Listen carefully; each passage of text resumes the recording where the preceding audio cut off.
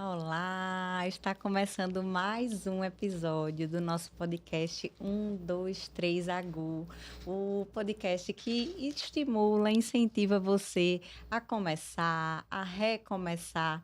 E hoje eu estou recebendo uma pessoa muito especial, uma mulher que tem várias versões dela mesma na vida. Uma mulher que é mãe de gêmeos, viu? Ela é esposa, ela é empreendedora, ela é dona de loja, ela tá no ramo da alimentação, ela adora empreendimento feminino, né? Um entusiasta, já foi política também, já foi candidata. Então, assim, ela tem várias versões aí. Da sua vida saudável, né? Que é uma das versões principais. E tem algo muito legal, porque ela é minha conterrânea de Palmeira dos Índios e a mãe dela é uma das melhores amigas da minha mãe, assim, de infância ali, de bairro. Então, eu acho isso muito legal, muito afetivo, que sempre me ligou muito a Lari e agora a gente se reaproximou. Seja muito bem-vinda, minha querida. Estou muito feliz em estar aqui hoje, né? Quando eu recebi o convite, eu fiquei realmente extremamente contente, porque hoje, imagine, né? A gente veio de Palmeira, do interior, e hoje está aqui eu e a Renata batendo papo. A Renata com os sonhos dela, colocando em prática. E hoje também aqui podendo contar um pouquinho, né, da minha história. Estou muito feliz. E assim, quando eu comecei essa vida na internet, que eu decidi, a gente sempre gostou da internet, né? A internet sempre esteve na gente. Mas quando a gente disse, não, vou trabalhar com isso, e a gente resolve dar a cara a tapa, eu disse, vou procurar algumas pessoas que eu sei que podem me abraçar. A primeira pessoa que eu procurei foi a Lari. E ela disse, estamos juntas. E aí me colocou lá para fazer uma publicidade para a América, né? Uma roupa. Eu disse, nunca vou esquecer. A gente nunca esquece das pessoas que seguram na mão da gente quando a gente não tem nada para oferecer em troca. Então, eu fico muito feliz por isso, viu? E Renata, eu acho que essa é eu carrego como uma das minhas missões, que é poder incentivar as pessoas a darem o primeiro passo. Eu falo muito que se em alguns momentos da minha vida eu tivesse alguém, e às vezes é só uma palavra, né? Só dizer, vai dar certo, sucesso, eu tô com você. Eu acho que isso muda tantas histórias. Sim. Então, eu carrego isso muito dentro de mim, porque eu acredito que na minha trajetória, se eu tivesse ouvido um pouquinho mais disso, não sei se seria mais fácil, mas eu acho que teria acontecido algumas coisas de forma diferente. Então, eu tenho muito isso comigo,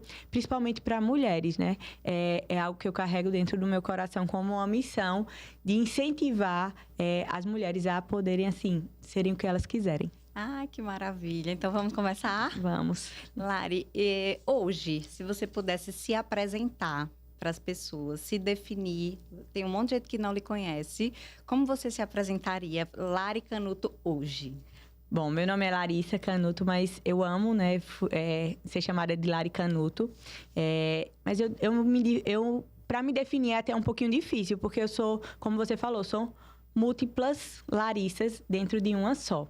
E eu sou muito feliz em poder ser assim. Você falou um pouco, mas eu acho que eu sou acho que o primeiro passo para dizer hoje, eu sou a mãe de Pedro e Luísa, sou a mãe dos gêmeos, que foi uma transformação na minha vida. Mas mais do que isso, me definiria como uma mulher batalhadora, intensa, que luta pelo que quer, sabe? Aquela que não desiste nunca, que até pode soar como um defeito, mas ao mesmo tempo eu acho que também é uma qualidade, que é aquela que persiste, que acredita que vai até o fim. Aquela pessoa que bota a mão na massa e que vai lutar pelos seus sonhos. Ai, que maravilha de definição. Você é multipotencial. Isso é uma característica muito comum de todas as pessoas que eu entrevistei até aqui. E é engraçado porque falar sobre empreendedorismo e falar com mulheres é praticamente sempre falar com pessoas múltiplas, né? Multipotentes, assim, que têm muitas áreas de interesse, que batalham e correm atrás do que querem, né? E você tendo tantas coisas que você faz ao longo do seu dia, né? Você tem a empresa, você tem a Rodeios, você tem a sua vida saudável, que é um estilo de vida, você é influenciadora também, né? Tá se assumindo cada vez mais nesse lugar. Como é que você faz para tomar conta dessa multipotencialidade? Assim, isso já lhe atrapalhou em algum momento? Como é dar conta de tantas coisas? Renata, eu recebo muito essa pergunta, mas eu acho que é tão natural. Eu sempre trouxe tudo na minha vida com muita leveza, com muita naturalidade. Então, acho que isso sempre tornou tudo mais leve. Mas a vida é um equilíbrio, né? A gente tá sempre ali, acho que principalmente como mulher, a gente vive equilibrando pratos. Sim. Tem algumas horas que a gente deixa cair mas aí a gente vai lá consegue se ajustar. Mas eu acho que o principal é leveza. Eu vejo que muitas pessoas precisam colocar a gente em caixas, né? Você tem que ser isso, se você é isso, você não pode ser aquilo. E eu nunca acreditei. Como eu falei, eu sou tantas Larissas, tantas versões. Quando eu tive meus filhos, eu lembro que eu escutei de muitas mulheres. Mas depois que eu tive filho, eu sou só mãe. Não. Eu continuei sendo mulher, eu continuei sendo empreendedora. Então, eu acredito nisso, em poder ser quem eu sou, nas minhas várias versões, sonhando os meus sonhos, mas principalmente batalhando para realizá-los. E se eu pudesse dizer alguma coisa assim para as mulheres, é isso, é não se permitirem ser colocado em caixas, né, em prateleiras, que você precisa ser algo, aquilo ali, pronto. Não. Seja realmente suas versões, como eu falei, eu treino, eu cuido dos meus negócios, eu cuido dos meus filhos, eu sou mulher, amo me arrumar, sou apaixonada por moda. Entrei na política justamente por essa missão de querer abrir caminhos, né? Eu tenho hoje uma filha de 4 anos e eu me preocupo muito nisso. Eu acho que tudo que a gente não vê, a gente não consegue sonhar. Né? Então, hoje na política, por exemplo, eu acredito muito que precisamos de mais mulheres dando voz, dando visibilidade, mostrando que a gente pode estar ocupando cargos, né, de liderança, cargos que realmente precisam ser representados por mulheres. Porque só a gente conhece a nossa realidade, né? A gente vive uma vida que tem particularidades, né? A vida de uma mulher é muito particular. Muitas questões que só outras mulheres conseguem entender. E como a gente não vai ter representantes que possam falar o nosso idioma feminino, né? Verdade. E olha só, hoje se a gente observar, a nossa sociedade ela é formada por homens e mulheres, né? Na maioria, mulheres. Mas quando a gente fala em cargos de liderança, cargos, né, importantes, a gente tem, na minoria, mulher. Isso, infelizmente, veio de uma cultura. Eu lembro que quando eu entrei, quando eu tomei essa decisão de entrar para a política, para poder trazer minhas ideias. Acredito muito que a política precisa ser ocupada por pessoas que têm ideias, que sabem debater, né? Que realmente entendam e tragam assuntos, não simplesmente... E eu escutei muito, mas não estou entendendo, isso aqui não é o seu lugar, você não veio de família política, ou isso aqui não pertence a você. Escutei de várias pessoas, então eu disse, então é aqui que eu tenho que estar. Exatamente, preciso abrindo espaços. Exatamente, para as pessoas começar a pertencer. Então, esses ambientes precisam de pessoas como você, como nós, né? Pessoas que vêm da sociedade mesmo, que estão vivendo e sofrendo com as consequências de decisões tomadas por pessoas que não são como nós, normais, né?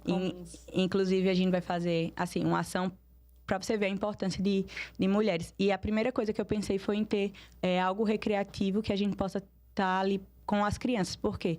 Porque hoje muitas mães não conseguem, né, aprender uma nova profissão, não conseguem trabalhar ou não conseguem ir a uma palestra porque não tem com quem deixar seus filhos. E a gente, como mãe, a gente sabe... Isso é uma realidade. Né, uma realidade. Então, como mulher, tudo que eu faço hoje, eu penso também nesse lado. Então, o que a gente pode fazer? Vamos montar uma estrutura para que essa mulher consiga vir, deixar seu filho ali e ela também está aprendendo, ela está, né, tentando criar seu caminho. É verdade, melhorar a sua vida e a vida da sua família. Então, vamos voltar lá atrás. Eu gosto muito de pegar os começos, sabe? Porque, às vezes, vai ser aquele ponto de virada que a gente vai inspirar outras pessoas. Como era a Lari mais novinha?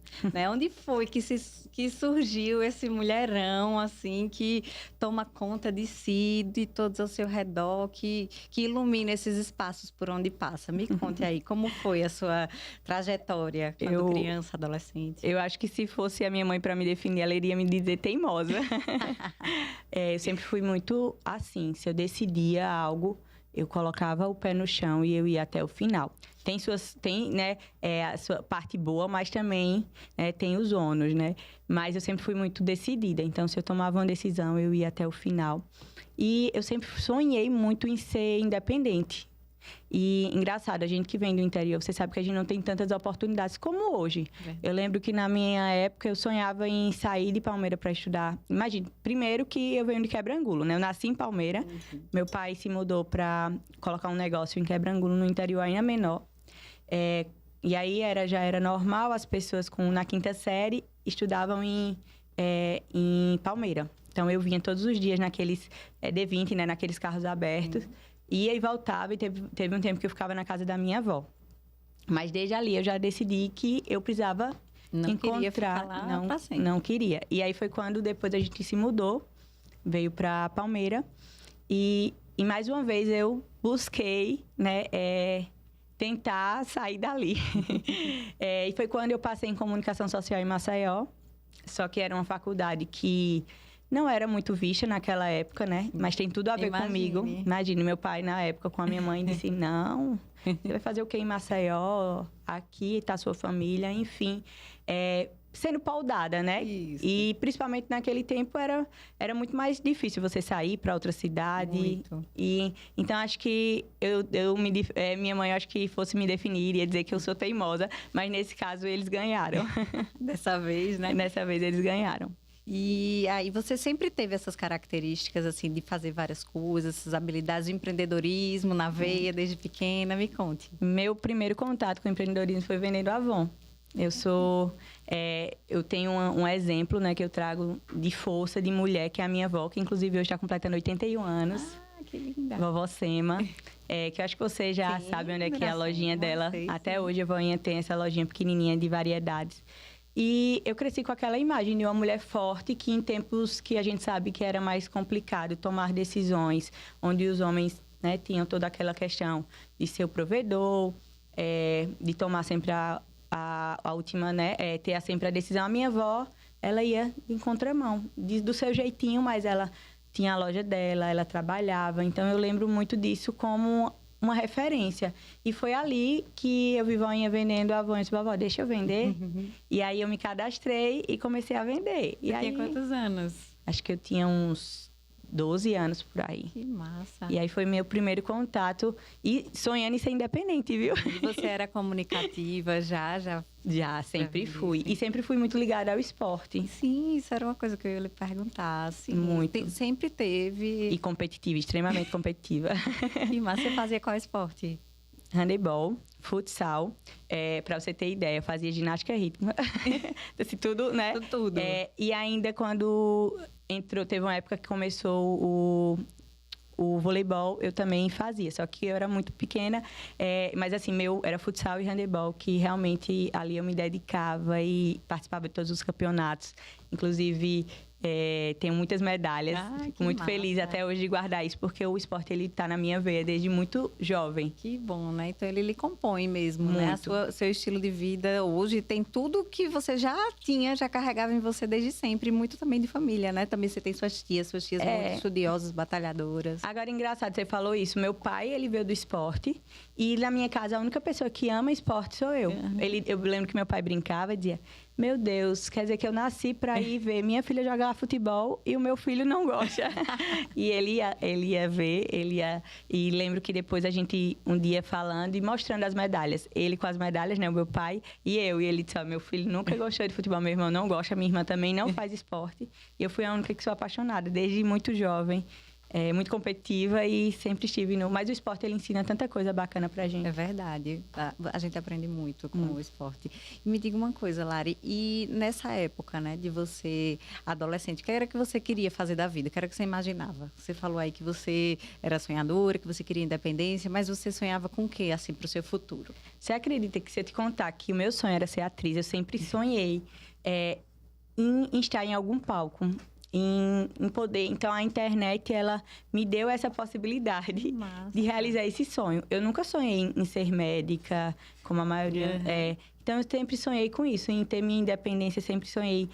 Eu sempre me vi nessa arte de comunicar. Que máximo, mas aí a vida foi lhe levando... Foi me levando para outros caminhos, como eu falei, eu passei em comunicação social, na UFAL, em Maceió. Na época, meus pais decidiram que não era interessante que eu fosse. E aí, terminei passando em enfermagem, que era uma faculdade, digamos, mais tradicional, né? Para aquela época. E ficando na cidade, e era em Palmeira. Então, fiz enfermagem. Sou enfermeira obstetra, para quem não sabe.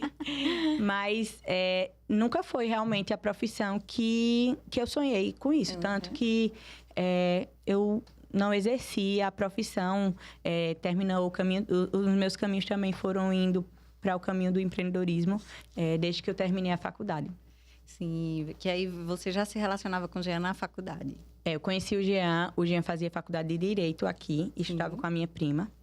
E por um acaso da vida, a minha prima insistiu, a minha faculdade só começava uma semana depois da dela.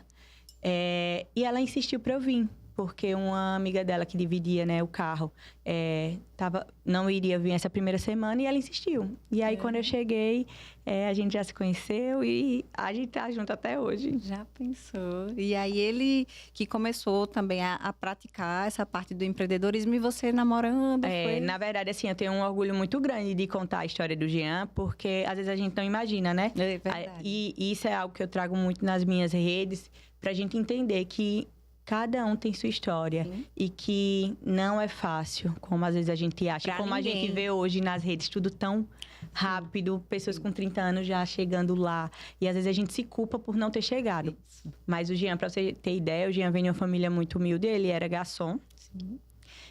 Quando ele veio para Arapiraca, ele veio através de um tio dele que tinha um restaurante aqui, para passar alguns meses ajudando ele. E aí, quando ele veio, o tio dele já colocou ele como gerente.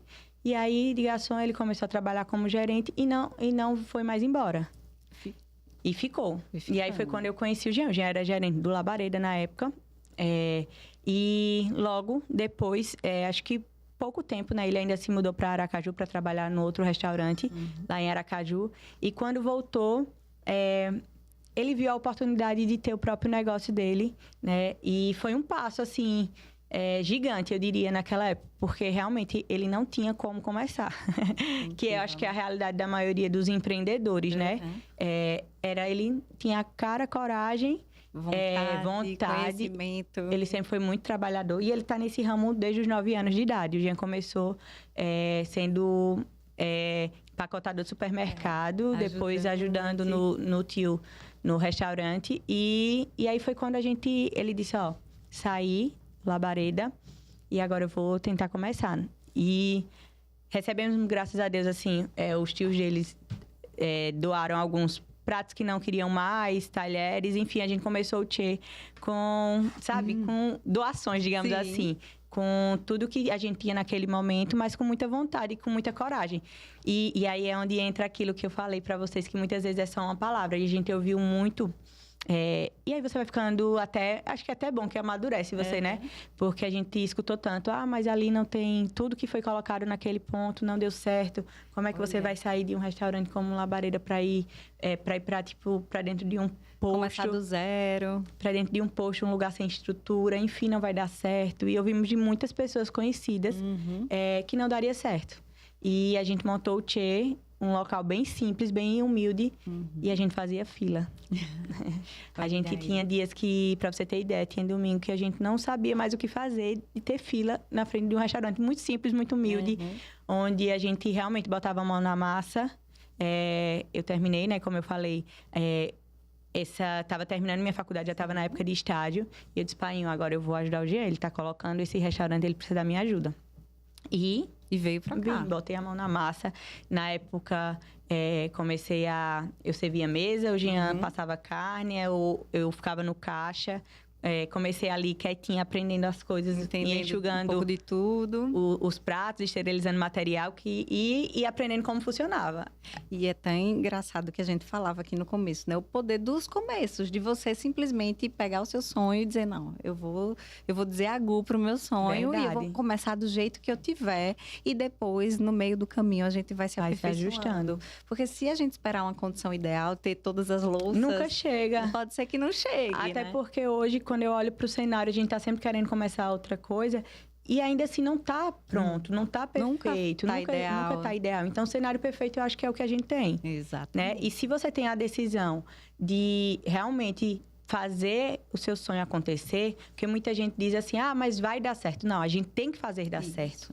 É fazer até dar certo. Exatamente. Eu penso muito nisso, assim, que a condição ideal para você começar é o que você tem hoje. Hoje já é o dia perfeito para começar o que quer que seja. E eu acho que o podcast, ele tem muito esse intuito, sabe? Esse propósito de estimular as pessoas a começar, a dar o primeiro passo, a realizar os seus sonhos. Porque essa vida passa muito rápido, é muito curta, a gente tem que se realizar e ser feliz. Verdade. E aí você me conte, você vocês foram tocando esse negócio e como foi o casamento? Foi nesse contexto? Foi. A gente casou muito jovem justamente por isso, porque meu pai, você sabe, naquela época não tinha isso de, vim ficar aqui com o namorado, não.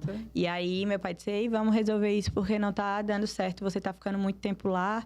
E eu digo, não, tudo bem. Então foi meio que, pra você ter ideia, na época o Jean tinha ele tinha uma casa de aluguel, um colchão no chão, né? E às vezes a gente não tem nem ideia, né? Nem imagina. E pra eu chegar no Tchê, eu empurrava um caminhãozinho de um amigo nosso, pra você ter ideia. Eu empurrava o caminhão, o Jean colocava, na época a gente tava sem carro, e esse amigo nosso, que é um amigo, irmão nosso, e ele emprestava um caminhãozinho que ele tinha e o caminhão não pegava, só pegava no tranco. Então, a gente ia ali, eu nunca esqueço, ali perto da rodoviária, eu empurrava, depois eu pegava, quando pegava eu saía correndo para subir no caminhão e a gente ia trabalhar. Então eu sempre fui muito isso. E detalhe, que sempre muito bem arrumada, tá? Isso nunca foi porque eu acho que às vezes tem tanta...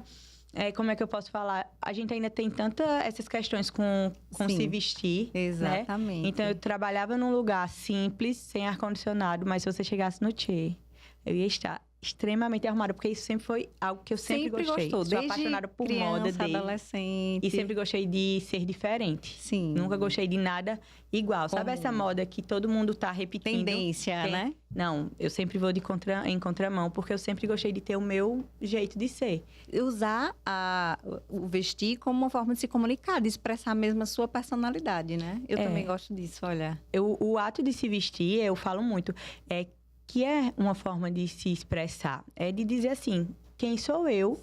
Até porque antes de a gente começar aqui a falar, a gente já está sendo vista. Então, 80% é visual e 20% é verbal, né? Então, hoje a importância, eu falo também muito da importância da gente se vestir e de realmente a gente, vestir com a intenção de mostrar quem você é. Lógico que existe um contexto, porque não adianta eu estar aqui simplesmente...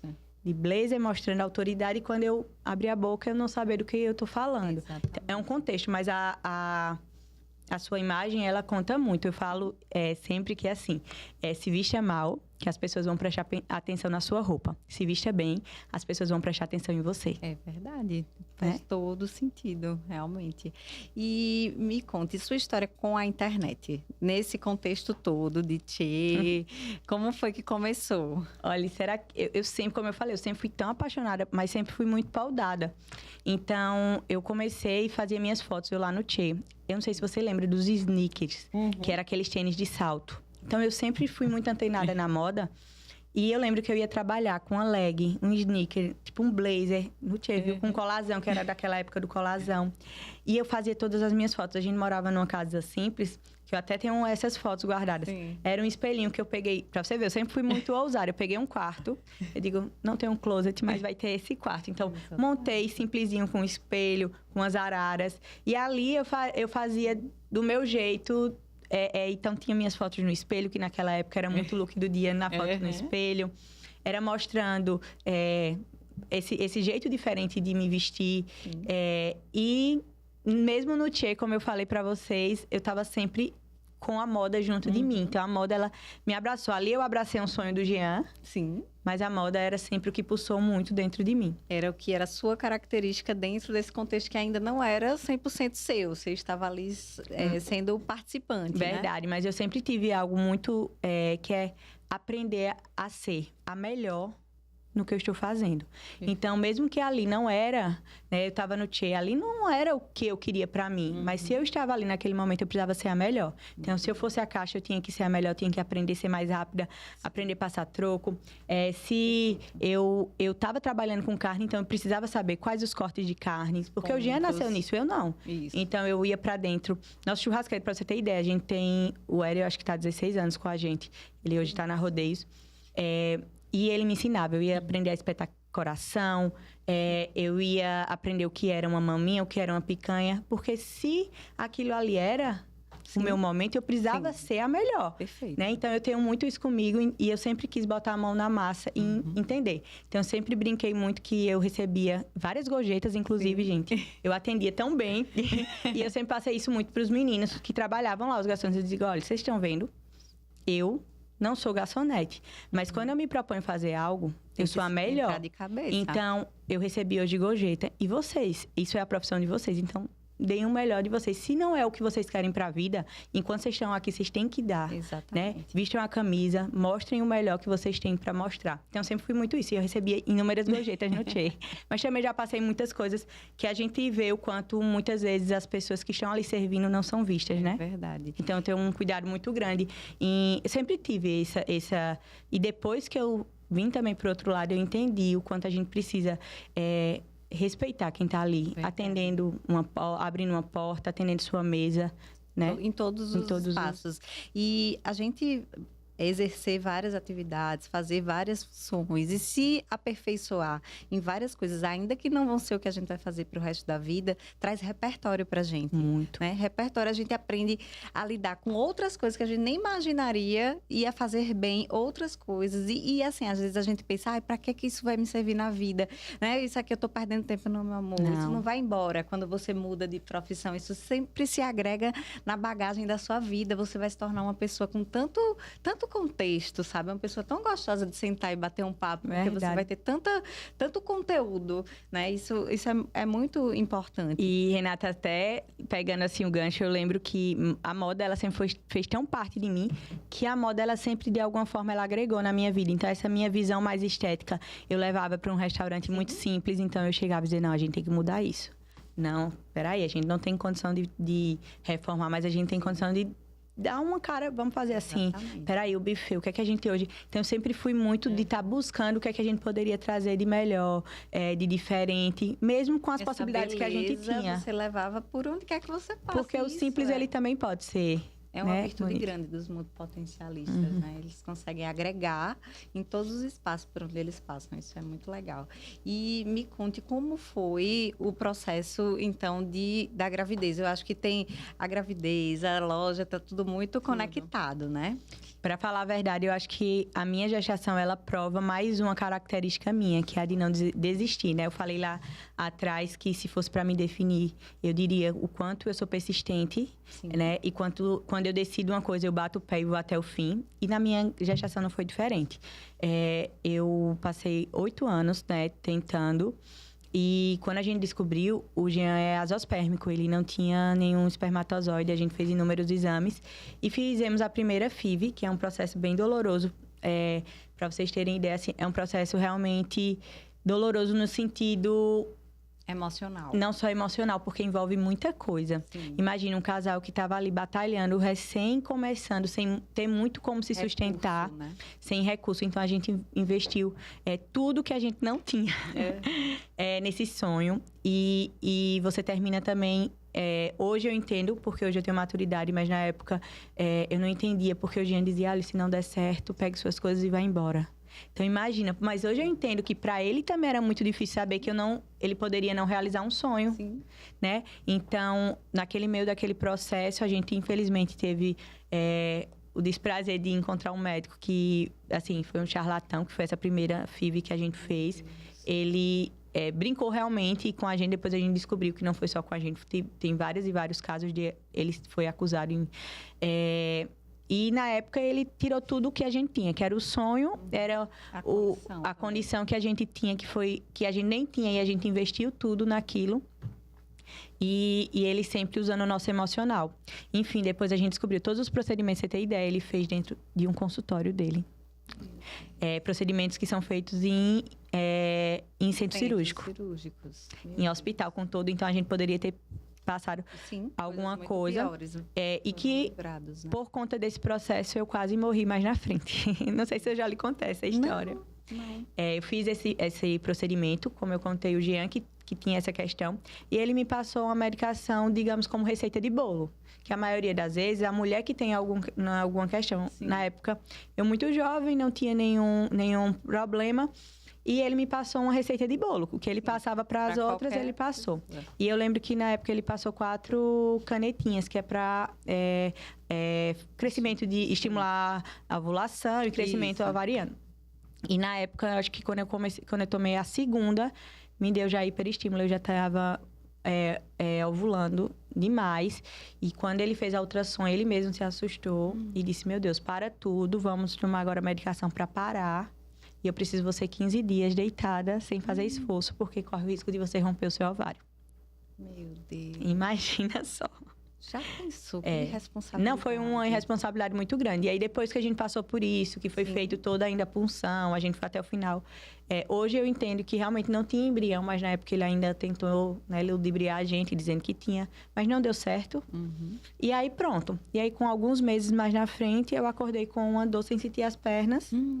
Aniversário da minha mãe, dia 27. Eu juntei todo mundo aqui em Arapiraca no domingo. Na segunda eu acordei sem sentir as pernas.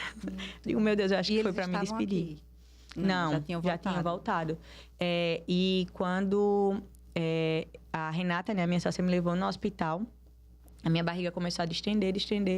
E eu lembro que eu cheguei no hospital, o médico mal olhou para mim, me deu Luftal e Buscopan.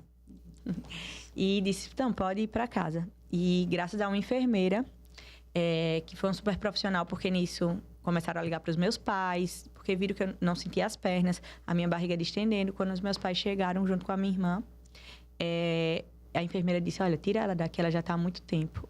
Não é caso de Luftal e Buscopan. Vai fazer uma ultrassom, né, um exame de imagem para tentar descobrir, porque não é normal. E nisso a gente entrou em contato com o doutor Adriano. O doutor Adriano disse, pode trazer. O doutor Adriano é muito direto. Quando ele olhou, ele disse, aí você tem 5 minutos de vida. Meu Deus, a minha ficha não caiu. Que foi, né?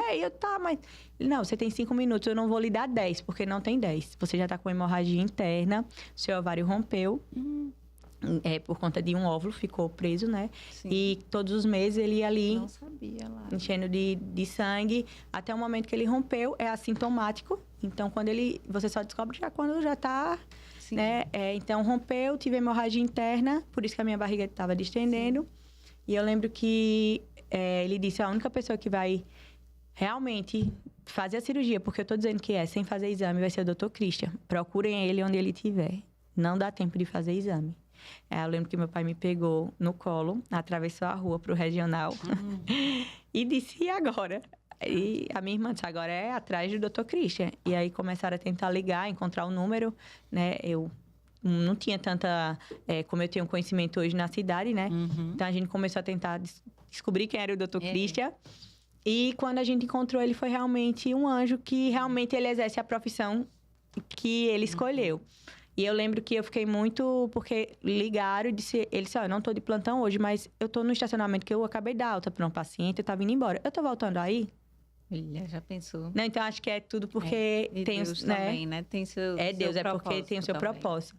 E eu lembro que quando ele tentou me deitar, era como se eu estivesse me afogando. Ele disse, não dá tempo realmente de fazer nada, porque você já tem sangue nos pulmões. É centro cirúrgico. E eu lembro que eu tava tudo muito, sem cair a ficha. Eu digo, meu Deus, eu cheguei aqui. Ontem eu tava bem. No aniversário da minha mãe, do nada isso. Sim, tanta coisa. E eu entrei. Eu lembro que ele me colocou no centro cirúrgico. Ele não deixou nem terminarem de limpar. Ele disse, não dá tempo. É melhor a gente tratar uma questão depois. Mas primeiro salvar você. E aí eu lembro que quando eu fui tomar a hack, pra você ter ideia, como sou eu. Minha cabeça tava... Digo, tá certo. Mas assim, só pra eu entender. Eu acho que é tranquilo, né? Assim, olha, dia 31, eu já tô certa que eu vou para o Safadão Celebration. Tá tudo certo, doutor. E ele olhou pra mim e disse, tá tudo certo, não se preocupe, você vai. Não tinha nem como conversar. Não tinha, porque realmente a ficha não tinha caído, não tinha dimensão do que eu tava... Do tamanho desse problema. E aí, quando ele fez a anestesia, fizeram a anestesia em mim, me deitaram, e aí eu não aguentei, ele preferiu me sedar. Quando eu acordei, eu já tinha passado por uma cesariana, sem ter filho. Precisei de transfusão de sangue. E assim, ele chamou, né, a minha irmã e disse, olha, pede pra ela agradecer muito, porque... É um milagre. O que eu tirei, assim, de coágulo de sangue dela, realmente ela teve muita sorte. E assim, ele disse, eu ainda consegui deixar o ovário dela, foi no ovário esquerdo. E agradeça. E eu digo, meu Deus... a ficha só veio cair quando eu voltei do centro cirúrgico. Eu disse, meu Deus, eu passei por uma cirurgia desse porte. Né? Arriscado, né? E depois você passou por outra FIV. E você não ficou traumatizada? Aí eu fiquei traumatizada. Aí passou um tempo, eu E aí foi conversando com uma dessas mulheres que denunciou esse primeiro médico que eu conheci. Ela me disse, olha, encontrei a doutora Maria Eugênia, que eu acho que hoje é bem conhecida lá em Maceió. Na época ela só atendia em Recife. E ela disse, ela é outra pessoa. Ela é uma mulher que vai lá conversar só para desencargo. Conversa. Digo, ó, primeiro que eu não tenho condição nesse momento. Nem emocional, nem financeira. Sim. Até quando eu falei pro Jean, disse, não se invente. Você sabe que agora não dá. Só que eu fui. E aí, quando fui, realmente, foi outra percepção. Ai. Aí ela disse, olha, Larissa, primeiro lugar, se a questão é com o Jean, a gente vai ter que entender se tem chance. Isso. Então, eu só vou poder passar alguma medicação para você, fazer algo em você, se a gente realmente entender que é viável. Possível. Que é possível. E nisso ela disse, olha, o procedimento é totalmente diferente. Primeiro que quem vai fazer essa investigação no Jean é um urologista especializado em infertilidade. Então, já não sou eu. E aí, me passou para um médico em Recife. Sim. Esse médico fez 3 punções testiculares no Jean, onde as 3 punções passaram por biópsia e nenhuma deu material que era possível usar. E naquela, assim, toda punção era um balde de água fria, né? E eu lembro que a primeira, como a gente contou para todo mundo, ninguém faz uma FIV esperando dar errado. Não. Né? E a gente ainda tem muito isso, que fez FIV, já vai vir gêmeo, já dá tudo certo, e não é. Isso. E aí eu lembro que nessa segunda eu disse, eu vou investigar, vou fazer tudo, mas não vou falar pra ninguém, pra não gerar. Isso, a expectativa, gera e a frustração, né? Muito. Nem você pra ficar ansiosa, nem na sua Nem família. nas pessoas. E aí pronto, e aí eu digo, não, eu vou viver esse momento, se for dando certo, vai, se não for. E aí nisso, a doutora Maria Eugênia pegou e disse, acho que eu também nunca contei no meu Instagram, vou contar a primeira vez aqui pra você, que foi um momento que ali eu descobri que eu realmente eu tinha amadurecido de outras formas, e eu aprendi tanta coisa com isso, que às vezes a gente tem tantos sonhos que a gente pode ajudar no sonho de outras pessoas, né? E às vezes a gente é egoísta de algumas formas. E quando eu entrei no consultório, a doutora Maria Eugênia me disse, ó, Lari, você já me falou que não tem condição agora, nesse momento, mas já tem uma possibilidade. Hoje a gente trabalha com doação de óvulo. Se você doar o seu óvulo para que alguma outra mulher realize esse sonho, a gente consegue bancar todo o tratamento. Nossa. E aí, na época, eu fui pra casa e fiquei... Meu Deus, eu acho que eu não tô preparada pra isso. O egoísmo, né? Às vezes a gente... E eu entendo também que tem gente que não... Na época, eu fiquei pensando. E o Jean tem um coração, assim... Fora do normal. Acho que foi uma junção muito boa. Porque ele tem um coração... E ele se doa muito para os outros. E ele sempre teve isso muito com ele. Tanto que ele sempre disse, olha, se não der, eu não tenho problema algum em adotar. Eu tô preparado para amar. E ele sempre foi muito assim. Que legal. E aí eu pensei, digo, tá, depois mais na frente a gente decide. E aí quando eu tomei a decisão, foi quando a gente descobriu que não teria como, porque o Jean não tinha material. Então, todas as possibilidades já tinham sido esgotadas, né? 3 punções, as 3 negativas. E eu desisto? Não. Sabia que não. E aí foi quando eu comecei. Todos os dias eu pesquisava, buscava informações novas. E foi quando eu descobri que existia uma cirurgia testicular. Se eu não me engano, acho que é TESA ou é MESA. Tem uma siglazinha. E eu liguei pro doutor Ricardo. Ricardo, eu sei que tem esse procedimento. Ele disse, tem, mas... Quase ninguém faz, Larissa. Quase nenhum homem aceita, porque é muito invasivo. E se a gente tivesse tido algum material para direcionar e dizer que vale a pena, eu indicaria.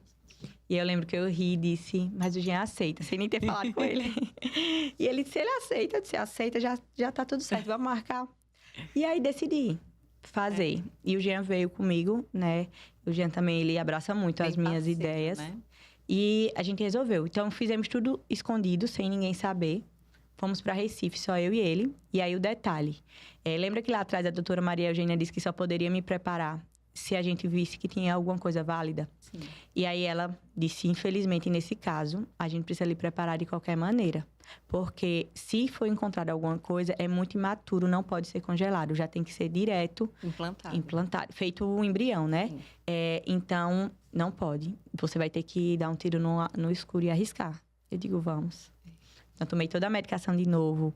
E quem passa por isso mexe muito com os hormônios. A gente fica inchada, a gente fica... E outra, o nosso corpo, ele entende que tá grávido, tá? Sim. Porque quando você toma, né? É como se você faz aquele ciclo, como se o seu corpo tivesse realmente engravidando. Então, é toda aquela emoção, Tudo. aquelas sensações todas de uma gravidez. De uma gravidez. E aí, como é que você coloca na sua cabeça que... Peraí, não é assim, é só mecânico, Sim.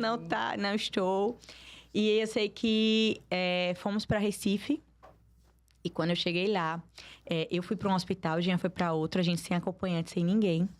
E eu tinha combinado, porque a gente todos iam passar, eu ia passar pelo centro cirúrgico, ele também. E a gente só podia ser liberado com acompanhante, mas fomos sozinhos. E aí eu lembro que eu desci, passou, né, o efeito. E aí, da sedação, e quando eu desci, eu disse, eu preciso ir embora. Ela, não, só sai com um termo assinado pelo acompanhante. E eu, não, mas o meu acompanhante tá aqui no carro, porque ele não encontrou vaga, ele tá me esperando, por favor. Ele, não, mas eu digo, eu assino qualquer coisa.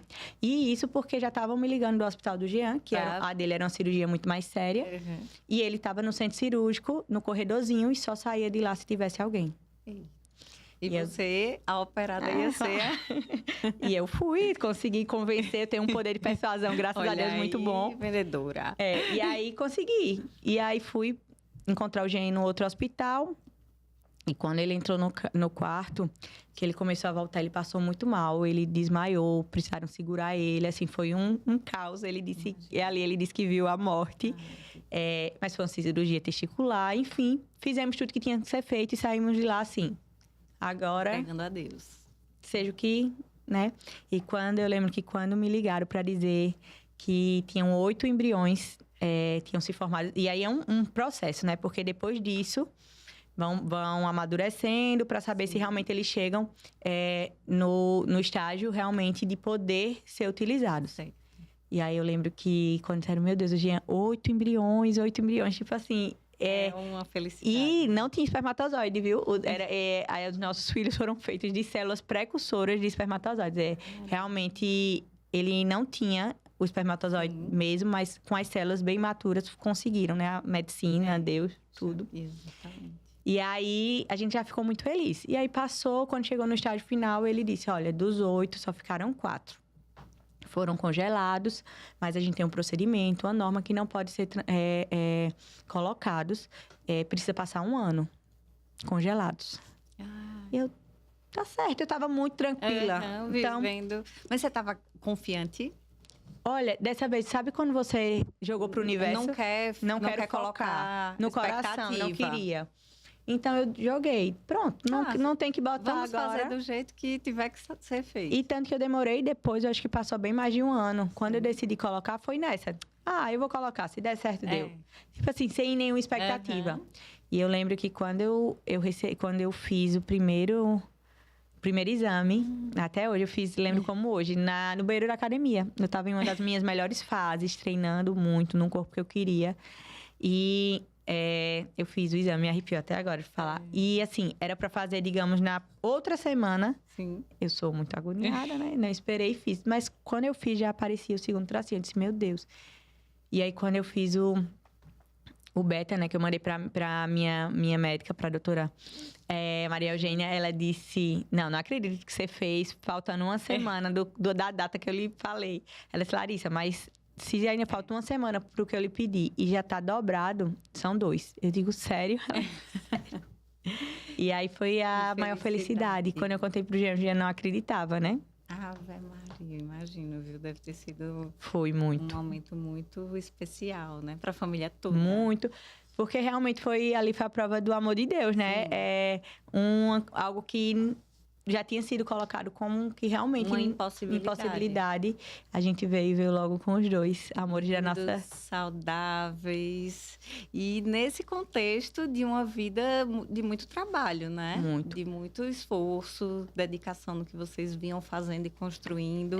E no momento que eles chegaram, vocês estavam como, né? Nos negócios. Olha, Renata, a nossa... assim, quem trabalha com restaurante sabe que não é fácil. É uma vida muito dura, porque a gente gente trabalha de domingo a domingo, Uhum. sem feriado. Pelo contrário, né? Feriado, datas especiais, a gente tá ali trabalhando. E a gente foi muito de sempre se dedicar. E às vezes a gente acha que... não, a gente, para conseguir alguma coisa, a gente precisa se esforçar, né? Eu até falei hoje, falando sobre... eu queria ter essa energia. Não é energia, é disciplina, é saber o que a gente quer. Então, a gente abdicava de festas, porque a gente tinha que estar no restaurante. Você tem ideia, no Tchê, a gente abria 5 e muitas vezes fechava 1 da manhã para 5 estar abrindo de novo. Incrível. E quando a gente montou a Rodeios, que foi uma oportunidade que veio por conta do sucesso do Tchê, Uhum. foi uma luta ainda maior, porque a gente precisou se dividir. Na época, a Rodeios era algo muito maior, foi um passo muito grande, Sim. né? E eu lembro que a gente trabalhava muito, muito, muito, muito. E sabe onde veio a minha virada de chave Então, dessa vontade de querer ser Larissa Canuto? sim.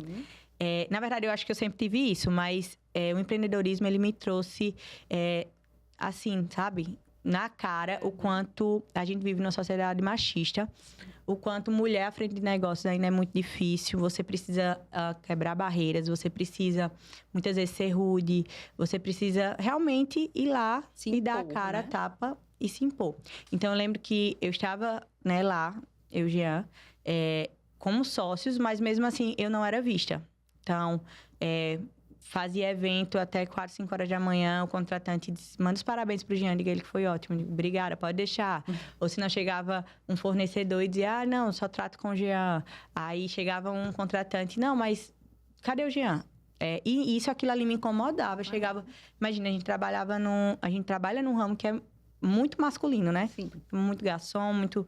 Enfim, e era isso. Não, mas eu quero ver um vale... o Jean. Cara, e eu digo, Eu chega. estou aqui, né, trabalhando também. Aí é muito invisibilizado, né? Muito. Então, eu sempre disse, peraí, eu preciso conquistar meu espaço, eu preciso conquistar meu nome. E eu sempre fui muito de ir fazer, né? Como eu lhe falei, eu nunca esperei por ninguém. Então, se eram os eventos, eu ia sozinha, voltava 2, 3 horas da manhã, colocava os garçons dentro do carro, eu resolvia. Se precisasse trocar um pneu, eu trocava. Então, sempre fui muito assim. E às vezes a gente não imagina, né? Uhum. Troca o pneu de salto alto, mas trocam. E foi muito isso. E eu comecei a conquistar o meu nome justamente quando eu comecei a me colocar. Peraí, não, quem resolve sou eu. Isso. Olha, não, aqui somos sócios. Assim, não, a minha palavra também conta. Sim, Mas precisou muito arranca-rabo, viu? eu imagino. Até porque não é fácil também ter uma sociedade com... Né, quando você termina misturando muitas coisas, né? Tem um desgaste natural. Vira muito tudo trabalho, né? Dentro Tudo. do relacionamento também. Tem que E- saber dosar. E às vezes o que você tá ali em casa, você leva pro trabalho, do Sim. trabalho leva para casa. E até eu conseguir ter o meu lugar ao Equilibrar. sol, eu precisei me impor muito. Teve muitos arranca-rabos, teve muita coisa, mas eu hoje me sinto muito feliz de ter. Por isso que eu falo tanto para tantas mulheres, que eu entendo o que vocês passam, porque eu passei muito por isso. Eu fui muito invisível, eu já chorei muito, dizendo, meu Deus, o que é que eu fiz da minha vida? Não é isso que eu quero. Eu tô aqui lutando pelo sonho de uma pessoa e quem eu sou? Eu preciso ir atrás do meu sonho, né? Perdidas, sem se E encontrar, né? quantas no que vinha mulheres fazendo. também abandonam, abdicam seus sonhos pelo Isso. sonho e muitas vezes não são vistas. Exatamente. E se sentem exatamente assim. como E você olha que eu se estava sentiu. no negócio. Imagina aquela mulher que se dedica à casa, aos Ao lar. filhos. E no final das contas, É como se não não tivesse tivesse feito ninguém. nada. Incrível, Né? né? E você, como surgiu nesse contexto a franquia a American que você abraçou? Olha, então a gente vai voltar. E imagina, engravidei, você me perguntou como a gente vinha, a gente estava num período de ascensão. Sim. O restaurante, graças a Deus, bombando. Nesse tempo a gente já tinha vendido o Tchê, porque era inviável, a gente não tinha mais condição, né? De ficar A nossa sócia, inclusive, na época, descobriu um câncer. Então, era só eu e o Jean, enquanto ela estava no tratamento. E a gente decidiu vender o Tchê, vendemos para um amigo nosso. Então, a gente vendeu o Tchê no auge. Né? Ali foi também uma coisa que me arrancou. Eu digo, meu Deus, logo eu que dizia assim, que aquilo ali nunca foi... Mas ali era um filho. Eu tinha até hoje eu vou lá, que agora é de outro amigo nosso, e hoje eu levo meus filhos pra lá e eu fico imaginando o que eu já passei lá dentro, né? Que evolução. Tem uma história. Então a gente vinha num período muito crescente, o restaurante A Rodeio estava assim, bombando, a gente estava tudo muito organizado, a gente tinha acabado de construir a nossa casa do jeito que a gente queria, num condomínio que a gente queria. E sabe o que é tudo perfeito? Sim. Engravidei. Veio o quê? A pandemia. Nada. Não, na minha vida tem que vir, sempre tem que estar vindo algumas coisas, mas eu acho Pra que chacoalhar mesmo. né? E tirar a gente ali de muitas vezes daquela. Às vezes a gente acha que tá tudo tão, Isso. né? E eu lembro que quando veio a pandemia, eu disse, meu Deus, e agora? Só que eu sou muito positiva. O Jean, nesse ponto, ele é um pouquinho negativo. Ele disse que é pé no chão, mas eu acho negativo. E eu fiquei assim, a gente acreditou que seria 15 dias. Sim. Desses 15 dias, quando a gente viu, a gente estava demitindo 80 funcionários. E um restaurante não tem como, né? E assim, Renata, imagina, foi um boom, porque ninguém nem sabia que a Rodeos tinha 100 colaboradores na época. Todo mundo, o quê? Vocês estão demitindo 80? A gente tinha 100 colaboradores, porque a gente estava realmente no nosso pico. E ali eu comecei e eu sempre falei para o Jean da importância da gente dividir energias. Sim. E não focar todas as nossas energias num lugar só, em um negócio só. Mas o Jean sempre foi muito conservador nesse sentido. E ele sempre... Não, mas aqui tá dando certo, ok. Então, vamos. E aí, foi quando veio a pandemia. A gente se viu assim... Sem o nosso ganha-pão. Sem a fonte E de renda tudo família. que a gente tinha construído, a gente sempre foi muito correto. Então, prioridade eram os nossos colaboradores. Você sabe que para demitir não é só dizer tchau, Não. né? Tem. Tem todo... Tem um passivo imenso. Isso. E aí, imagina a gente com um restaurante sem funcionar. Pra quem não sabe, que eu lembro na época, muitas pessoas diziam... E o delivery, gente, eu tenho uma operação hoje que eu atendo mais de 500 pessoas por dia. Num dia, tipo, contando pizzaria e churrascaria. Um ambiente que hoje minha churrascaria comporta 250, a pizzaria comporta mais 200 e poucas pessoas. Como é que eu vou trabalhar com delivery se eu tenho toda uma estrutura por trás, né? Então, não é só se reinventar. É entender que muitas vezes sua operação, ela não combina com o novo formato que estava acontecendo ali. Exatamente. Né? E também algo que de bastidor que muitas vezes a gente não viu, e principalmente a gente que é do comércio sofreu muito, quem é do setor de bar e restaurante, fechou. Mas não é só fechou e deixou de vender. Fechou na época, como eu lhe falei, a gente sempre foi, graças a Deus, a gente estava num período muito organizado. O Jean sempre foi muito cri-cri nisso. Então, a gente tinha um estoque absurdo de carne. A gente lá com 4, 5 câmeras frias cheias de carne, refrigerante. Sim. A gente sempre trabalhou com um estoque muito grande. Sim. Pelo nosso volume, pela nossa organização. Exatamente. Porque a gente não era mais uma empresa ali amadora. Então, quando a gente fechou, foi simplesmente a gente ver... Pra você ter ideia, era... Mais de 100 caixas de refrigerante vencidos, era cerveja vencida, era a gente olhar assim e dizer, meu Deus, queijos caros que não ia dar pra gente usar. Bem triste. Né? Então, a gente foi impactado por tudo aquilo, porque não era só fechar as portas. Não, era deixar de entrar receita, mas também com... perdas e o restaurante, geralmente é assim, você compra e você paga geralmente com 15 e outras coisas com 30, que é mais ou menos... E aí, imagina, os boletos chegando e nada entrou e tudo se vencendo, tudo se perdendo. A gente fazia... E os insumos, se fossem precisar comprar novos, ficando mais caros. Difíceis de chegar. Isso. Pra você ter ideia, a gente usava carne de Angus para fazer um sanduíche super em conta, porque era a única forma de, pelo menos, não jogar. Né? Então, assim, a gente passou por um baque muito grande e nisso eu grávida. Então, tudo que eu tava sonhando, que eu tava muito estabilizada, que tava na nossa casa, que eu ia poder fazer o chá dos meus sonhos, eu ia fazer o enxoval dos meus sonhos, porque ali, na minha cabeça, e que realmente vão ser meus únicos filhos. Então, ali era tipo, peraí, eu precisava realizar tudo. Só que aí eu tenho algo que eu aprendi com meu pai, que... depois eu até dividi isso com os meus, que a vida é uma roda. Meu pai traz isso comigo por muito. E eu tenho isso no meu coração muito forte, que a vida é uma roda gigante. A gente tem que aprender a estar em cima, mas também aprender a estar embaixo. Sim. E estar sempre nesse ciclo, porque nem tudo... Nem sempre vai estar em cima. E nem sempre vai estar embaixo. Sim. Né? Então, tem pessoas que estão lá em cima cuspindo quem está embaixo e a vida está girando. Né? Então, meu pai, comerciante, por mais que eu, graças a Deus, não tenho o que reclamar da minha vida, mas a gente já passou por muitos maus bocados e meu pai sempre foi muito honesto com a gente. Eu lembro que muitas vezes, se ele só tinha uma moto para pegar nós três e botar os três, mesmo errado, né? Ele dizia, sobe os três, eu vou parar na frente do colégio, porque não tem porquê. Hoje a gente só tem essa moto. Se amanhã tiver um carro bom, vai ser o carro bom. Se amanhã só tiver a bicicleta, vai ser a bicicleta. E vocês vão estar felizes do mesmo jeito e tendo orgulho que isso é o que a gente tem. Então, eu sempre absorvi muito. Então, isso pra mim era só mais uma fase. E eu digo, tá, vamos fazer o quê, Jean? Já deu certo, vamos pensar. E ele, nisso, ele já tava, tipo assim, desistindo.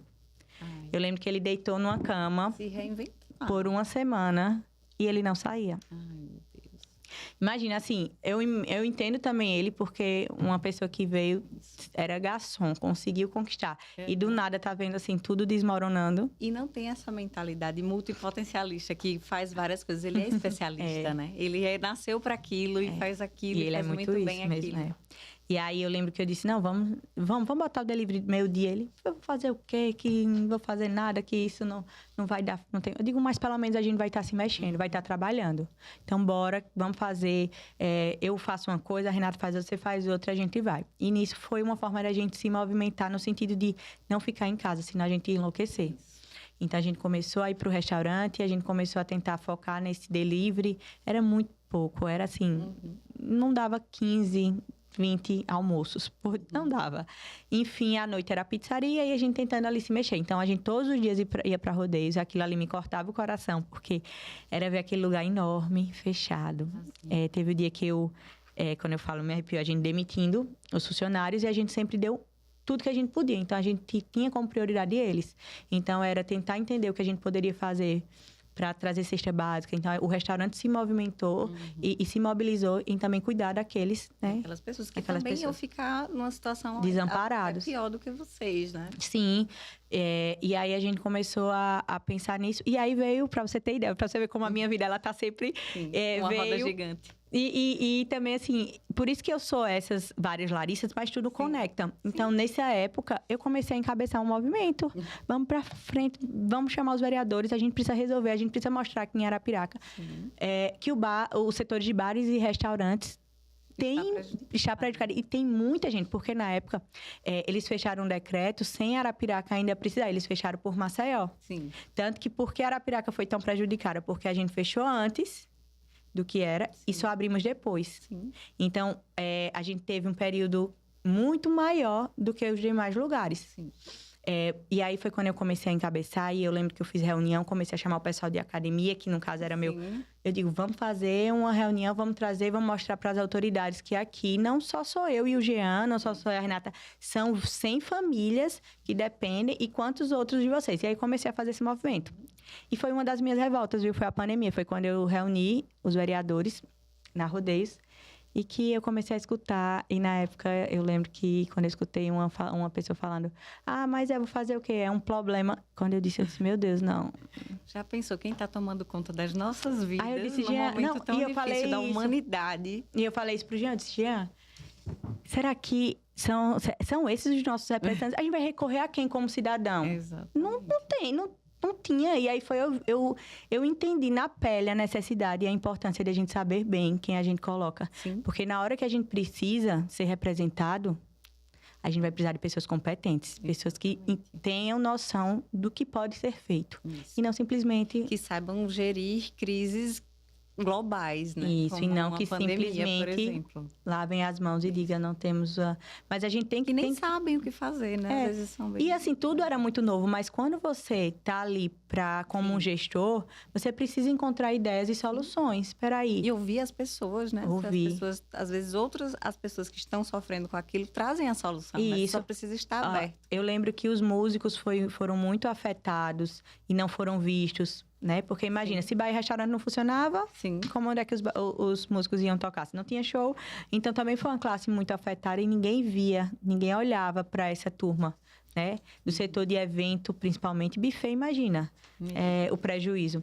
Então, enfim, ali eu também foi um ponto onde eu descobri a a minha de essa fazer veia, motim. essa veia revolucionária. De encabeçar o movimento, de tentar atrás dos nossos direitos. Eu grávida. Sim.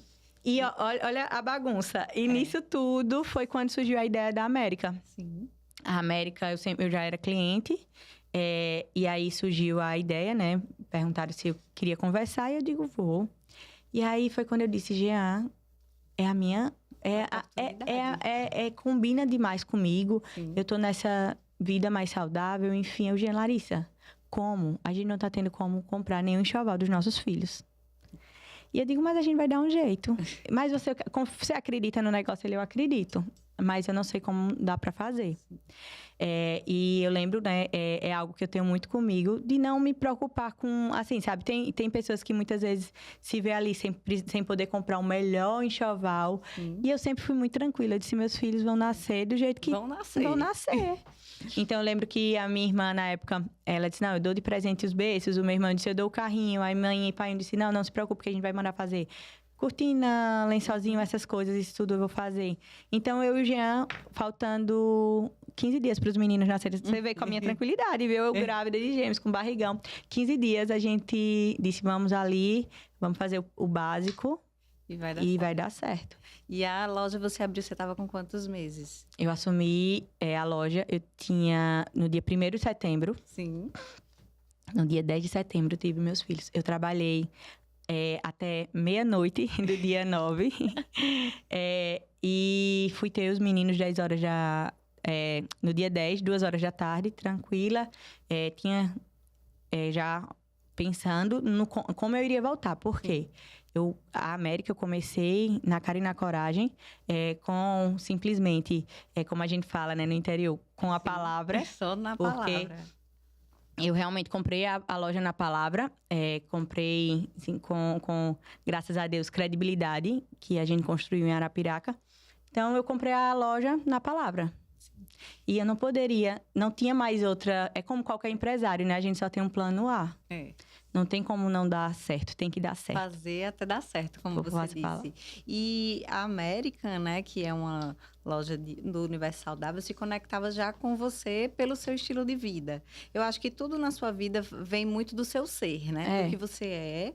E você vai agregando essas marcas, a sua marca pessoal, né? A quem você é. Falando um pouco sobre marketing pessoal, que também é um tema muito comum aqui do podcast. E você já falava na internet nessa época? Você já se comunicava bem? Já tinha um universo de seguidores? Não, nessa época eu só postava meus looks porque eu amava. Sim. Inclusive, tanto que eu acho que na época da gestação eu mesmo fazia umas fotinhas ali com a barriga em casa, mas não tinha muito esse ainda, justamente por isso, porque ainda naquela época eu me preocupava muito com o que as pessoas pensavam.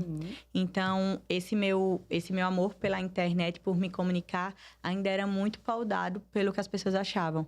Você tá se expondo demais, eu escutava da minha família, aí tinha os amigos que diziam, mas você quer ser blogueira? E tudo isso, né? Daquele... E aí foi quando eu entrei na loja, dia 1º. Dia 10 teve os meus filhos. E eu digo, meu Deus, eu tenho uma loja para pagar. E se eu lhe contar, depois, assim, que hoje eu penso, eu digo, meu Deus, eu assumi um estoque, na época, eu acho que de 160, 180 mil. Isso. Muita coisa. E quando eu entrei, foi que eu me dei conta que eu peguei um estoque totalmente com peças antigas, peças que não saíam. Você não entendia também do mercado, eu não né? tinha Você noção. entendia de restaurante. E ali, pra mim, era muito novo. E na minha ideia era assim, eu tava pegando, assumindo uma loja, e eu queria muito. Então, aquilo ali, que às vezes é uma qualidade, mas também pode ser um defeito. Eu queria muito ir, porque eu digo, meu Deus, é a minha chance de ir pra moda, de alguma forma, de trabalhar com varejo de moda, de alguma forma, mesmo que fitness. Sim. E aí, Renata, eu decidi entrar, assumir as consequências de pegar um negócio, né? E hoje eu vejo tantos gurus de empreendedorismo falando que para você começar, você tem que estar com um fluxo de caixa de 3 meses para frente. Não é a realidade do Brasil. Eu acho que hoje, qual é o empreendedor que começa com um fluxo de caixa de 3 meses para frente? Ninguém. A gente começa Devendo. E devendo. Pronto, eu comecei devendo. Isso. E devendo, e qual era a minha maior questão? Que o Jean disse, Larissa, a gente vem de uma pandemia, infelizmente, eu não tenho nem como te ajudar se algo der errado. Então, E aí eu lembro é que a cara e a coragem. eu vendi, acho que 2, 3 bolsas minhas pra dar uma entrada. E eu disse, vamos embora e vamos. E é aquela história, é fazer até dar certo, né? E entrei, e quando eu tive os meninos, com 5 dias eu estava na loja. De cesárea? Cesárea. Gêmeos. Quando eu lembro muito engraçado que eu saí com os meus meninos, assim, fiz uma foto, eu deixei eles em casa, os dois assim, ainda muito pequenininho, nasceram bem pequenininho. Eles nasceram com 3, 6 semanas e fiz a foto e fui para trabalhar.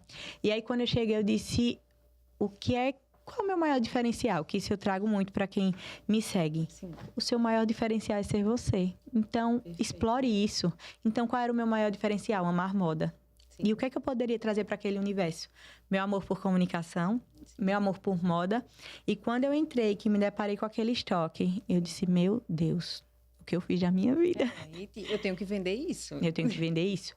E outro ponto, para quem está me assistindo, para quem está nos assistindo, viste a camisa do seu negócio. Se você não acreditar no seu negócio, ninguém mais acredita. Sim. Como você quer vender algo se nem você usa? Sim. Né? Isso serve para tudo. Quando a gente acredita na gente, as pessoas começam a acreditar. Eu né? acredito muito nisso também. Eu acho que a primeira pessoa que tem que valorizar e elevar, né, o seu negócio ao ponto de fazer com que as outras pessoas o enxerguem como uma marca relevante é você. A forma como você se dirige a ele, como você reporta ele, vai fazer total diferença no olhar do outro sobre você. Então, não espere que ninguém vai... A xícara de café que você serve, você coloca aquilo ali, assim, se coloque como uma autoridade naquilo. Verdade. É como as pessoas vão enxergar você. Olha, não espere que ninguém vai... Ninguém vai fazer isso por você. Não. Então, acredite em você. E a maturidade, ela me trouxe várias coisas. Aquela Larissa lá de trás, extremamente insegura, que tinha vindo para uma cidade nova, onde eu só tinha as amizades do Jean, só tinha o ciclo do Jean, onde precisei me impor muito para poder conquistar o que eu mais queria, que era o meu nome, ser conhecida por quem eu era, não ser esposa do Jean, nunca quis ser esposa, sempre quis ser Larissa Canuto. Então, aquela mulher, ela já vinha com um novo olhar, né? Uma mulher que ela não precisava simplesmente de validação nenhuma. Então, quando a gente descobre que a gente não precisa de validação, a gente descobre um mundo, né? E hoje, quando me perguntam, Lari, mas o que é que você faz pra... Gente, segurança. Sim. Quando você amadurece e entende que o que vem, a beleza, ela vem de dentro. A segurança, né? Quando você é uma mulher segura de si. Quando você é uma mulher poderosa. E poderosa que eu falo é aquela mulher que segura. Então, eu aprendi coragem. Então, pronto. E você hoje, eu tô de bota. Sim. Como eu saí de casa 2 horas da tarde, no meio de Arapiraca. Sim. E seguro. E também, se eu tiver só de t-shirt para ir para uma reunião, porque tudo é como você segura. E eu aprendi, lá atrás eu tinha essa insegurança. Então, eu precisava sempre... E olha que a vestimenta, ela é um escudo, né? Sim. Muitas vezes eu tinha essa insegurança. Meu Deus, as pessoas... Não. Larissa sou eu. Então, hoje eu chego, sei segurar o que for preciso.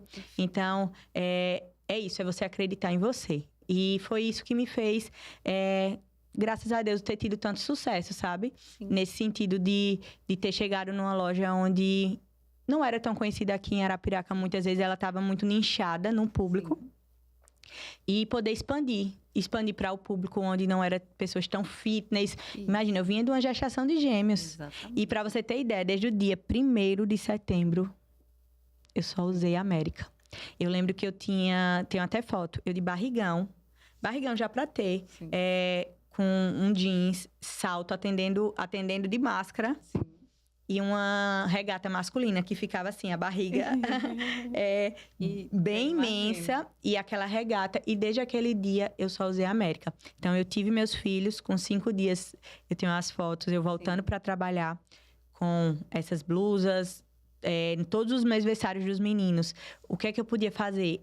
Era vender o que estava parado. Então, eu ia lá naqueles tops. O que é que eu posso fazer com uma peça que eu tenho que vai fazer? Sim. Então, eu comecei a criar um desejo em peças que estavam ali, que não tinha saída, Para só as pessoas que... entenderem que você pode usar, você não precisa só comprar o que é tendência, o que é novo. Tem Mas eu algo fiz a ali. tendência no sentido, assim, Exatamente. digamos. Por isso que eu disse que o maior diferencial é ser você.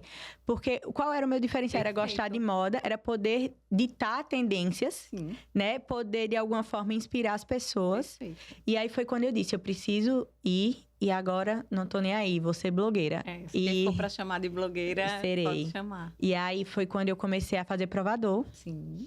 colocando essas peças. Pra você ter ideia, eu tinha um estoque absurdo de camisa regata machão, que é aquela regata mais comprida, Sim. que não tem nada a ver com o público masculino aqui de Arapiraca. Era regata machão com onça. Sim. Os homens não compravam e aquilo era masculino. Sim. E aí foi o que eu pensei. Eu disse, meu Deus, como eu posso transformar essa peça? Porque eu preciso vender, tenho muita. Então comecei a fazer ela nos meus looks do dia. Perfeito. Transformei a peça numa peça feminina.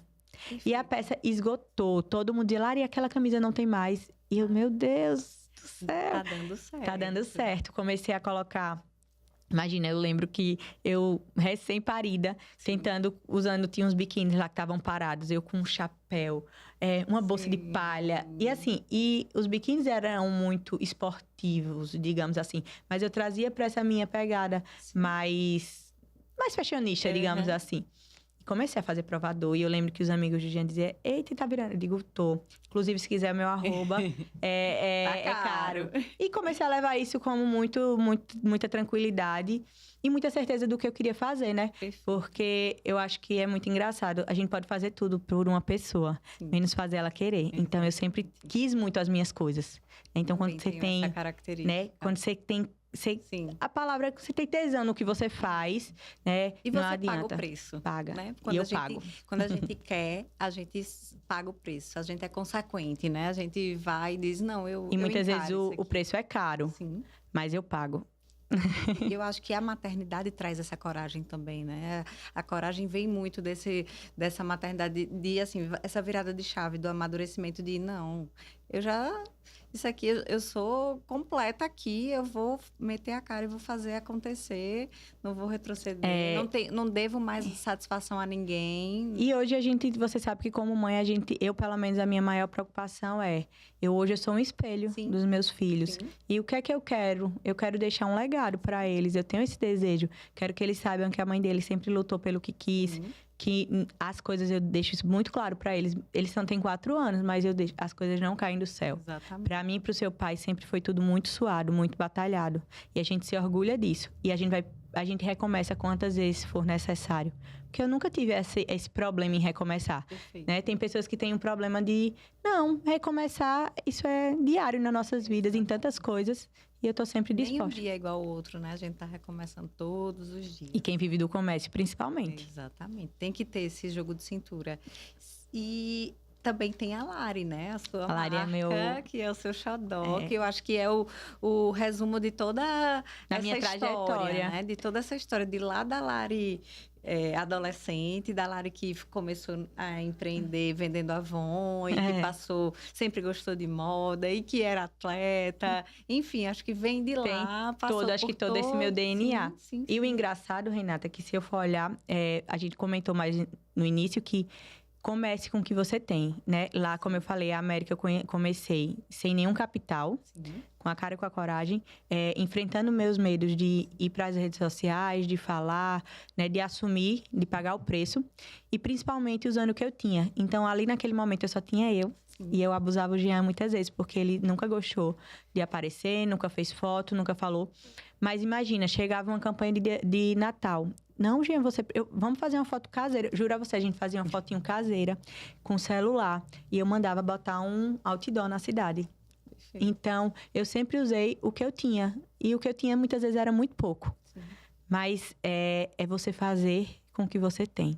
Né, com os meios que você tem. Ser inteiro, né? Naquilo que você está fazendo. E a Lari foi isso. A Lari foi uma virada de chave no sentido de que todo esse amadurecimento como mulher, como empresária, agora como mãe, e eu digo, tá na hora de começar a buscar o que realmente é o meu sonho. Por quê? Porque América, eu tô representando o olhar de outras pessoas. Caiu no seu colo, né? Caiu no meu colo. Por mais que eu tente trazer esse meu olhar, trazer o meu jeito Larissa, muitas vezes você não consegue, porque ali é o DNA de outra pessoa. E é muito nichado também, Muito. né? A parte só fitness. Isso. E a Lari é a menina, né, que brilha os meus olhos, é o meu xodó, porque a Lari, ela nasceu desse sonho, mas principalmente de uma dor de mulher que ama moda, que ama se vestir bem, que ama ter esse borogodó nas roupas, mas que também tinha essa dor de simplesmente, quando queria uma peça diferente, ela ter que comprar, gastar muito e simplesmente ela não conseguiria usar mais. Porque aquela peça, ela era muito pontual. A Lari nasce de um sentimento de vestir mulheres reais, de vestir mulheres que têm uma vida corrida, mulheres que são múltiplas, né? Então, a Lari nasce desse sonho, desse sentimento de poder vestir uma mulher para o mundo. Uma mulher que ela vai sair de casa para deixar os filhos no colégio e ela vai conseguir ir até o final do dia, seja para uma reunião, né? No final, acompanhar o marido num happy hour. Enfim, ela vai conseguir ser múltiplas com o look. E a Lari nasceu disso. A minha ideia sempre foi trazer o clássico, atrelado à moda, a referências, mas tendo um DNA da Lari é o quê?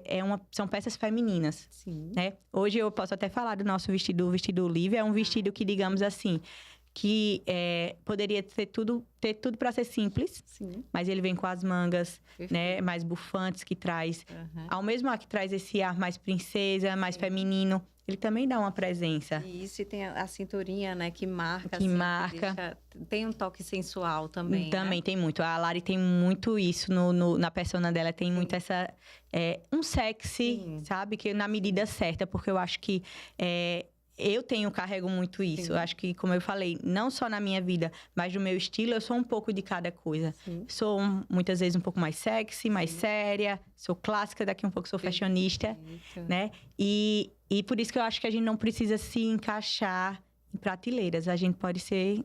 E se vestir também depende do humor do dia. Exatamente. Você não precisa ter um estilo só e usar aquilo pro resto da vida, né? Mas o principal, eu acho que você precisa se vestir de você. Sim.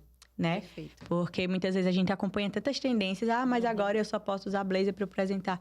Não, gente. Não. Se veste de você, que você vai estar linda. Você vai estar segura de si. Perfeito. E a Lari traz muito isso. Trazer... E como você quer que as suas clientes se sintam ao usar a sua marca? Eu quero que elas se sintam poderosas. Sabe, donas de si, mulheres que vestiu a roupa e vestiu uma armadura e disse, pronto, agora eu tô pronta para qualquer coisa. Porque é assim quando eu visto uma roupa. E a Lari sempre foi isso que eu quis traduzir. E é engraçado que se eu falar que eu gosto das coisas mais difíceis vai soar um pouco estranho, mas não é isso. É porque eu poderia simplesmente trabalhar com roupa e revender. Esse nunca foi o meu sonho. Sempre foi criar. Só que eu não me formei em moda, não sou designer, eu não sei desenhar, mas eu sempre soube traduzir o que eu queria. Sim. Então, eu fui para São Paulo, comecei a bater em portas, a descobrir fábricas, a saber como eu poderia criar isso. Como eu iria tirar esse sonho do papel.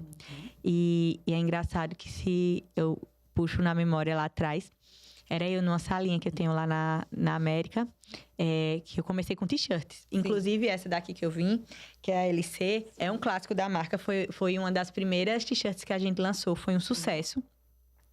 E tô abrindo tudo aqui para você hoje, mas o meu começo na Lari foi através das t-shirts. Foi como eu disse que ali eu iria sentir meu público. E eu entrei em contato com a fábrica e ela disse, olha... essa quantidade, eu não consigo produzir com suas etiquetas, enfim. Mas a gente consegue mandar e as etiquetas a gente manda à parte. Eu lembro que era eu na salinha com ferrinho, colando as etiquetas, tipo, aplicando as etiquetas e me queimando. Era várias queimaduras, colocando as etiquetas. Eu sozinha, começa naquele sonho. E o engraçado é que a Lari surgiu com o que eu tinha, com o que eu podia naquele momento. E aí foi quando eu comecei a descobrir fábricas e quando eu me deparei com o mundo da indústria, é muito diferente do varejo. Imagino. Quando eu cheguei que eu disse, eu vou fechar meu pedido, ela disse, tá certo, mas deixa eu te comunicar, são 80 peças por modelo. Da mesma cor? Não, 2 cores só, mas é muita coisa. É muita? E eu fiz e esgotamos, pra você ter ideia. Tipo, eu fiz minha primeira... Foram 7 modelos e só foram blusas. Sim. Porque naquele momento, eu não tinha nem dimensão, nem noção de como é que eu iria fazer modelagem de peça de baixo. Sim. Então, ali eu peraí, o que é que eu posso fazer? Então, foram as t-shirts que eram bordadas com LC. Aí foram... uma regata que até hoje me pedem de volta, que, como eu falei, é aquele básico, mas com borogodó. Verdade. Então, era uma regatinha gola alta, Golinha alta. que ela Bem tinha cavadinha. bem cavada. Eu Então, tenho ela... uma branca. Pronto. Então, ela tinha esse DNA bem de trazer bem encorpadinha, né? encorpada. Tipo, como se fosse canelada. Essa era a canelada, era a regata Júlia. Mas aí tinha outra que era mais cavadinha, que era a Marcela. Sim. E essa... Assim, foi sucesso. E eu fiquei... Quando eu recebi as caixas, eu disse, meu Deus, o que é que eu fiz da minha vida? Porque como é que eu vou vender 80 blusas dentro de Arapiraca de cada modelo? Então, para quem não sabe, produção é isso, produção própria. De 7 modelos diferentes. De 7, então 80 vezes 7. E aí eu lembro que foi a primeira que eu disse, já sei, eu vou começar em grande estilo. A Lari não tem loja física, então o que é que eu posso fazer? É criar um evento, criar uma atmosfera onde eu quero apresentar minha marca, mas eu não quero vender. Perfeito. E eu sempre acreditei na venda Como consequência de apresentar a minha ideia, de mostrar para o mundo, para Arapiraca, o que é que eu quero trazer com as peças, né? Esse meu olhar. Então, eu lembro que eu liguei para Camila da Vinoteca, Camila, que eu sou fã, e eu disse, Camila, eu queria fazer um evento, e ela nunca tinha feito aquele tipo de evento, naquele formato. Sim. Veja para mim um pacote que eu quero colocar isso. E aí, ela disse certo. E aí, entrei em contato com a Gabi que vende... Ela trabalha com lingerie. Sim. E eu acreditei muito nisso, sabe? Eu acho que, para mim, sucesso é quando você pode usar a sua luz para iluminar outras pessoas. Tem muita gente que usa a luz, né? E acha que se ela iluminar outra pessoa, Você ela vai perder. E não é. Não. Eu acho que quanto mais você ilumina, quanto mais você divide, Sim. mais você multiplica. Então, eu sempre tive muito isso. E quando eu liguei pra Gabi, eu disse, Gabi, você tá começando, tipo, agora também... Quer fazer uma parceria? Ela, mas como assim, Lari? E aí foi até que eu comecei com essa história de collab, né? Sim. De trazer parceiras, né? Você encabeçou muito esse movimento de tanto dos eventos, eu acho que você foi a pioneira. Fico muito feliz, porque hoje eu vejo como ter encabeçado realmente uma nova forma de fazer. Pensar o marketing, porque hoje as pessoas estão muito fissuradas na rede social, no marketing de conteúdo, e elas parecem que estão se esquecendo da importância do olho no olho, do presencial, do contato físico, do networking, né? De você se relacionar com as pessoas, apresentar suas ideias. Empreender é uma ideia, é uma ideia que você dá vida. E eu acredito muito no negócio quando você agrega na vida do outro. Sim. Então, por isso que meus eventos, as minhas ideias, elas nunca foram baseadas em vender. Elas sempre foram baseadas em acrescentar algo na vida do outro. Então, quando eu tomei a decisão desse primeiro evento, o que é que eu disse? O que é que eu poderia fazer?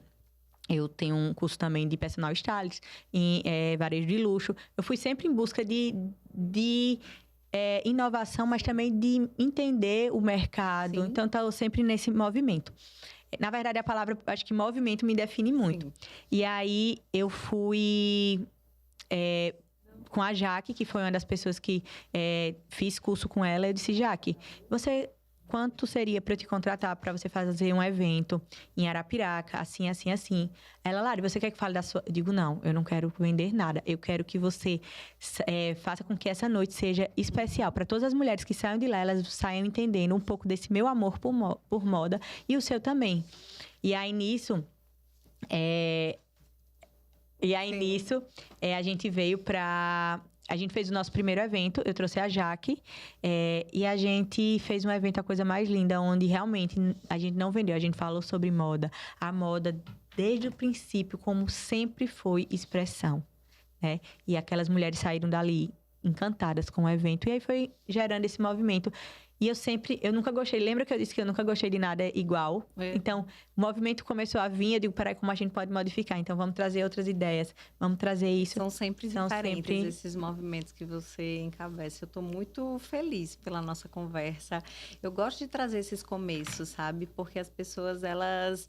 às vezes acham que é fácil, que foi fácil para você, elas só vêm agora. Verdade. Você tá ali na Rodeios, tá bonitona. Mas é um eterno recomeço sempre, né? Sempre. Teve um começo difícil ali que você segurou, né? E que essa persistência, resiliência, essa capacidade de se reinventar te trouxe até aqui, a esse lugar. E eu não cheguei nem, acho que nem 1% do que eu sonho, viu? Eu sou sonhadora, sou executora também, mas eu não cheguei nem 1% onde eu desejo. Eu tenho muitos caminhos para percorrer, principalmente abrir caminhos para outras mulheres, dar voz para outras mulheres, mostrar que é possível, sim, sonhar e principalmente é possível realizar. Então, eu quero poder estar aí nesse caminho. Para a gente começar a encerrar, me diga, tem um sonho ainda que você queira realizar? Tenho vários.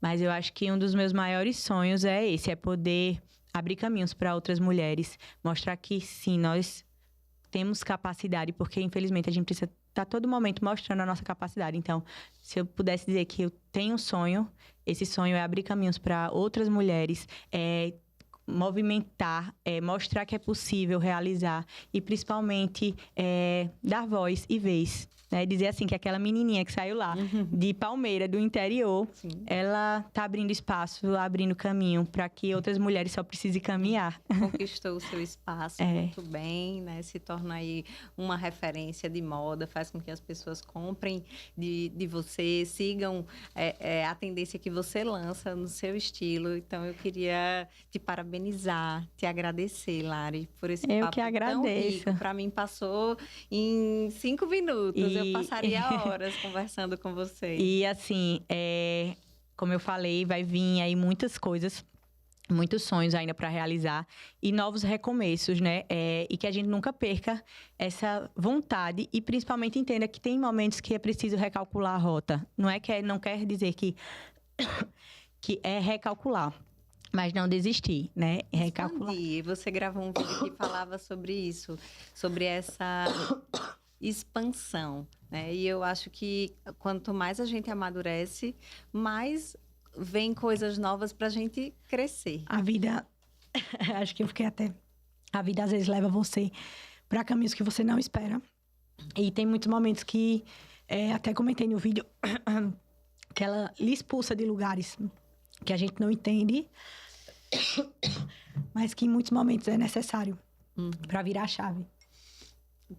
Amei essa mensagem final que você trouxe, né? Então, as pessoas. Que a gente aprenda a recomeçar, e meu Deus, e a principalmente não ter vergonha de dizer, precisei dar um passo para trás para poder dar um passo muito maior para frente. Eu acho que tudo na minha vida foi muito batalhado, muito conquistado. E eu tenho muito orgulho dessa mulher que me tornei. E como eu falei, de muitos sonhos que eu ainda tenho para realizar. E sempre que vocês verem alguma coisa que é difícil, a Larissa vai estar lá mostrando que é possível. Porque essa sou eu. E eu acho muito engraçado que eu escuto muito isso. Você é muito difícil. Eu digo, então é lá que eu vou fazer.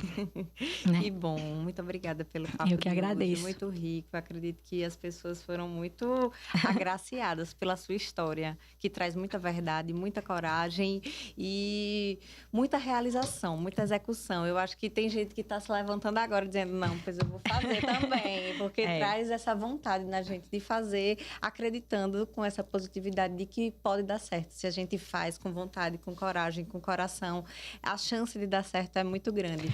Muito obrigada. Eu que agradeço. E só queria dizer isso, né? Acreditar que vai dar certo é importante, mas o mais importante é fazer até dar certo. Pois, minha gente, estou muito feliz, muito satisfeita por hoje. Espero que tenha sido excelente para vocês, como foi para mim. E até o próximo episódio.